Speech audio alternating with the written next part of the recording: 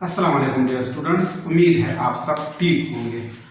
आज हम स्टार्ट करेंगे एक्सरसाइज 1.6 का क्वेश्चन नंबर 1 और क्वेश्चन नंबर 1 में आज पार्ट 2 सॉल्व करेंगे। क्वेश्चन नंबर 1 है solve the following system of linear equation using inversion method और क्वेश्चन नंबर 1 में पार्ट 2 है x plus 2y is equal to -13 and 3x plus 6y is equal to 11।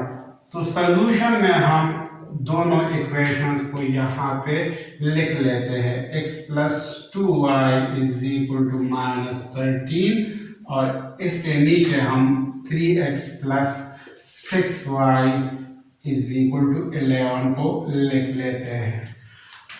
अब हमने इन दोनों इक्वेशंस को matrices के फॉर्म में लिखना है। तो हम सबसे पहले फर्स्ट मैट्रिक्स में वेरिएबल्स के कोफिशिएंट को लिखेंगे। ये फर्स्ट मैट्रिक्स है और यहाँ पे x वेरिएबल है, इसका कोफिशिएंट 1 है तो यहाँ पे हम 1 लिखेंगे। y का कोफिशिएंट 2 है तो यहाँ पे हम 2 लिखेंगे। और इसी तरह यहाँ पे सेकेंड इक्वेशन में x का कोफिशिएंट 3 है तो वो यहाँ पे लिखेंगे और y का कोफिशिएंट 6 है तो वो यहाँ पे लिखेंगे। और इसके साथ मल्टीप्लाई फॉर्म में हम वेरिएबल्स को लिखेंगे। इसी तरह वर्टिकल फॉर्म में x y यानी कि कॉलम बनाएंगे हम वेरिएबल्स का। अब हम नेक्स्ट क्या करेंगे? नेक्स्ट हमारे पास जो कांस्टेंट वैल्यू है वो हम एक मैट्रिक्स में लिखेंगे और इक्वल के राइट हैंड साइड पे लिखेंगे। तो ये हमारे पास आ गया -13 और 11। तो ये तीन मैट्रिसेस हमने बना लिए, एक 1 2 3 और 6, दूसरा x और y और तीसरा -13 और 11। अब हम सपोज करते हैं कि जो पहला मैट्रिक्स है वो a के बराबर है, a है 1 2 3 6। दूसरा जो मैट्रिक्स है वो x है और तीसरा जो मैट्रिक्स है वो b है, -13 11। अब इसको हम इस तरह लिख सकते हैं। यहाँ पे इस इक्वेशन को जो मैट्रिसेस फॉर्म में है इसको हम इक्वेशन 1 का नाम देते हैं। अब इस इक्वेशन को हम इस तरह भी लिख सकते हैं। अगर हम 1 2 3 6 की जगह a पुट करें तो ये इस तरह आ जाएगा, a x y की जगह x और -13 11 की जगह b हम लिखेंगे। अब हमने a को दूसरे साइड पे शिफ्ट करना है इसलिए कि हमें x की वैल्यूज फाइंड करनी है। तो हम क्या करेंगे?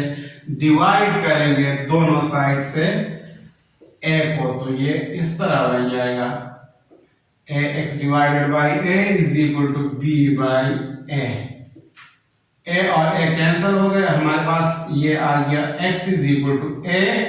जब ऊपर जाएगा तो ये a इनवर्स बन जाएगा और b हम इसी तरह ही लिखेंगे। इसको हम इक्वेशन 2 का नाम देते हैं। अब हमें x की वैल्यूज को फाइंड करना है तो इसके लिए जरूरी है कि हम पहले a इनवर्स को फाइंड करें। तो a इनवर्स का फार्मूला है हमारे पास 1/a determinant into adjoint of a। अब a इनवर्स फाइंड करने के लिए जरूरी है कि हम a डिटर्मिनेंट को पहले फाइंड करें और फिर एडजॉइंट ऑफ a को फाइंड करें। तो हम क्या करते हैं? सबसे पहले a डिटर्मिनेंट को फाइंड करते हैं। तो a डिटर्मिनेंट हम इस तरह लिखेंगे, मैट्रिक्स a को हम इसमें लिखेंगे। मैट्रिक्स a हमारे पास है 1 2 3 6।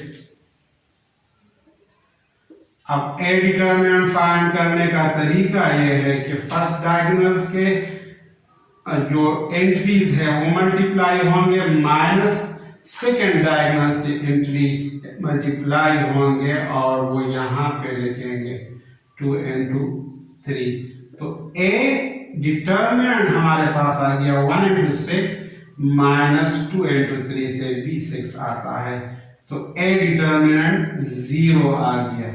अब अगर A डिटर्मिनेंट 0 आ जाए तो इसका मतलब ये है कि ये A मैट्रिक्स जो है एक सिंगुलर मैट्रिक्स है, और जब A मैट्रिक्स सिंगुलर मैट्रिक्स हो तो फिर हम A इनवर्स को फाइंड नहीं कर सकते, मल्टीप्लिकेटिव इनवर्स हम फाइंड नहीं कर सकते। तो यहां पे हम लिखेंगे since A is a singular matrix, therefore A inverse does not exist, and hence solution set is not possible.